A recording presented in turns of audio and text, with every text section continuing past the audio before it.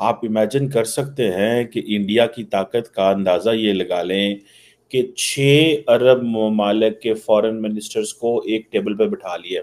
या तो वीज़े दें, कारोबार दें, तो फिर तो ठीक है। जब कारोबार ही नहीं होगा तो फिर उन्होंने भीख ही मांगनी है वहाँ। सऊदी अरब ने बैन कर दिया। उन्होंने कहा कि आप पाकिस्तान से भिखारी और मजदूर अफराद ना भेजे जाए। हाँ। ठीक है, ये क्योंकि शर्म वाली बात नहीं हमारे लिए। ये यहाँ पे वीजा किसी और पर्पज का लगवा के जाते थे और वहाँ जाके भीख मांगना शुरू हो जाते थे। ये इंडिया एक फार विजन रखने वाली कंट्री है और आगे बढ़ने वाली कंट्री है, तो आई थिंक से उन्होंने इतने साल संभाल के भी तो रखी है ना। उसके बाद अगर आप देखें कि स्टार्ट किसने किया पाकिस्तान में 1966 में, अगर एक महदा आपका हुआ कि आप इंडिया वाले पाकिस्तान की प्रॉपर्टीज़ और पाकिस्तान वाले इंडिया की प्रॉपर्टीज़ रिटर्न कर देंगे, और हमने जैसे बाकी वादों में हमने कोई ना कोई पंगे किए, यहाँ भी हमने आके वो वादा तोड़ डाला। पाक आर्मी अब पूरी दुनिया में 1 नंबर आर्मी है और हमारे पास अल्हम्दुलिल्लाह हर चीज़ मौजूद है और हम इंडिया से कोई डरने वाले नहीं हैं। और इंडिया अब हमारे जो पावर की चीज़ें हैं ना उनसे अभी काफ़ी पीछे हैं। India is so powerful and this is how the Arabs view it कि 6 मुल्कों ने ये महसूस किया और 6 मुल्कों ने ये समझा कि अब हमें मिलके इससे बात करनी चाहिए।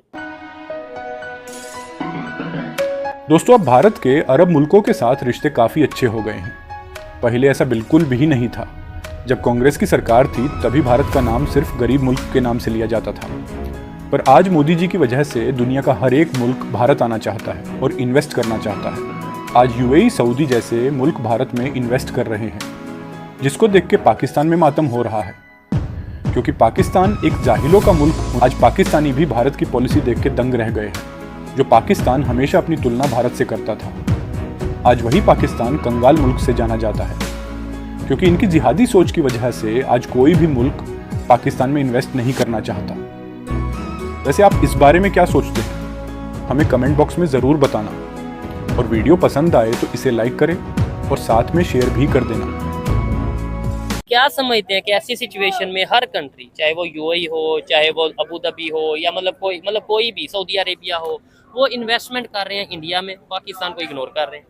उसकी मेरे ख्याल से रीज़न ये है कि हर जो रिश्ता है ना, चाहे वो मुल्की सतह पे है या किसी और सतह पे है, वो गिव एंड टेक का रिश्ता है। ये तो है। उन्हें इंडिया से ज़्यादा बेनिफिट है। ठीक है। इंडिया की जो आवाम है, जितनी मतलब आबादी ज़्यादा है, उसके अलावा इंडिया हमसे ज़्यादा काफ़ी तरक्की याफ्ता है एज कम्पेयर टू पाकिस्तान।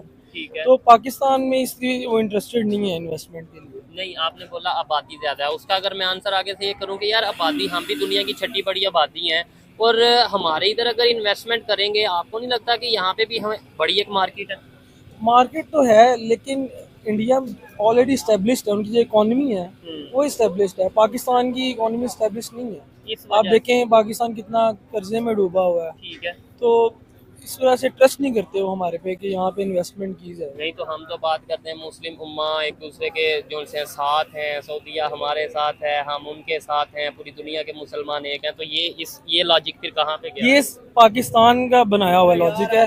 ये पूरी मुस्लिम दुनिया इस तरह का कुछ नहीं सोचती है। टर्की ऐसा सोचता है, ना ईरान ऐसा सोचता है। आप ईरान और सऊदीया को देख लें, ठीक है, आपस दोनों मुसलमान है, ठीक है, तो कोई उनकी नहीं आपस में बनती। हाँ, ये फिर पाकिस्तान और ईरान के भी क्लैश चलते हैं बॉर्डर्स पे। हालांकि साथ एक कंट्री हो सकता है अगर इस्लाम है, अगर इस्लाम ही एक बाइंडिंग फोर्स है तो एक कंट्री होना चाहिए। हम लॉजिक देते हैं कि भाई एक बाइंडिंग फोर्स है, तो पाकिस्तान अफगानिस्तान को भी एक कंट्री होना चाहिए। इसलिए हमारे तो आपस में इख्तिलाफात चल रहे हैं। तो ये कल्चर टू कल्चर होता है इसका। मुस्लिम उम्मा से मैं नहीं पे बिलीव नहीं करता। रिकॉर्ड तो वो यहाँ पर गुर्बत ख़त्म होगी तो रिकॉर्ड जाने का टूटेगा ना। जब यहाँ पे इतनी गुर्बत है तो फिर कैसे रोकेंगे आप उसको? मुझे ये बताइए, इस गुर्बत में भी वीज़ा कैसे लगवा लेते हैं हम सऊदीया का?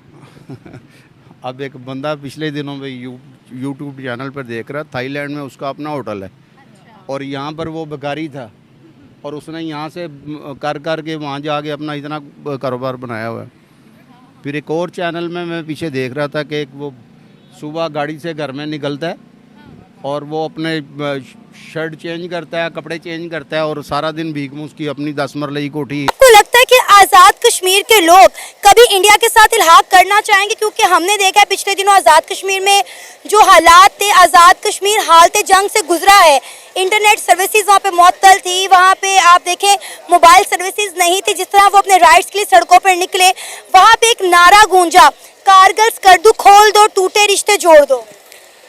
बेसिकली ये है कि जब भी इस तरह की वेव बनती है ना, तो उसमें बहुत सारे जो है ना, इवन के पाकिस्तान में भी जो है ना, वो इंटरनेट की सर्विसेज तो आप ये देख लो कि अराउंड 2 मंथ से जो है ना वो ओवरऑल जो है ना वो सस्पेंडेड है।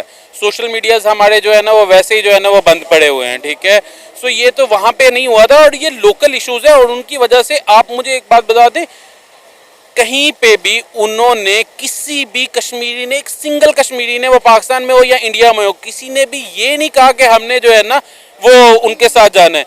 हाँ, उनकी राय डिफरेंट है, कुछ चाहते हैं कि पाकिस्तान के साथ रहना, और बहुत ज़्यादा तादाद है जो चाहते हैं कि हम जो है ना वो एज ए इंडिपेंडेंट स्टेट जो है ना वो ऑपरेट करें। लेकिन सर बहुत सारे कश्मीरी ऐसे भी हैं जो इंडिया के साथ रहना चाहते हैं, जो फैसिलिटीज हमें पंजाब में मौजूद नहीं है वो जम्मू कश्मीर के लोगों को दी जा रही है, तो डेफिनेटली कोई भी नहीं चाहेगा कितनी आसानियों को छोड़ के कोई भूखे नंगे मुल्क के साथ मिले। बेसिकली ना आप जितनी मर्जी सुविधाएं दे दो ना, अगर आप कह रहे हो कि वहाँ पे डेवलपमेंट हुई है, उसके बाद भी नॉर्मल हालात हो जाने चाहिए थे ना, ठीक है। वो क्यों नहीं वहाँ पे हो रहे? अभी भी इतनी ज्यादा आर्मी जो है ना वो वहाँ पे क्यों डिप्लॉयड है? क्योंकि वहाँ पे नॉर्मल कंडीशंस नहीं है।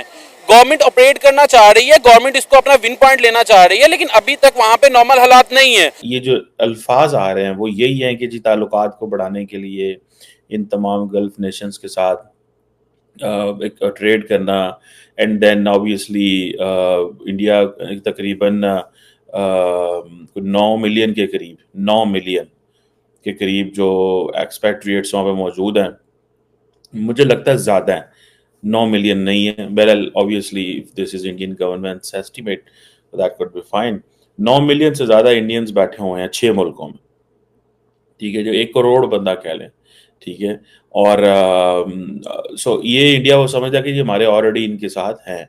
अच्छा, आपने एक चीज़ महसूस की कि इन तमाम ममालिक के साथ, that is how you do a diplomacy, इन तमाम ममालिक के साथ वन ऑन वन बायलैटरल्स बहुत अच्छे ताल्लुकात।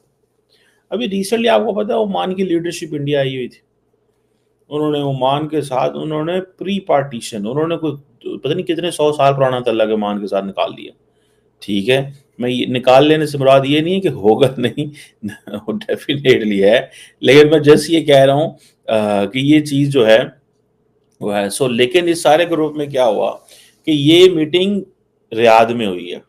सो the Saudi Arabia is giving a message to India कि भैया एक चीज़ ज़हन में रखना कि अगर हम जीसीसी जो है वो हमारे पीछे खड़ी है, ठीक है, लेकिन इंडियंस को इस चीज़ का पता है कि जीसीसी सारी इंडिया सऊदी अरब के पीछे नहीं खड़ी, बिकॉज यूएई इंडिपेंडेंट पोजीशन लेता है, कतर इंडिपेंडेंट पोजीशन लेता है, तो पीछे कौन रह गया?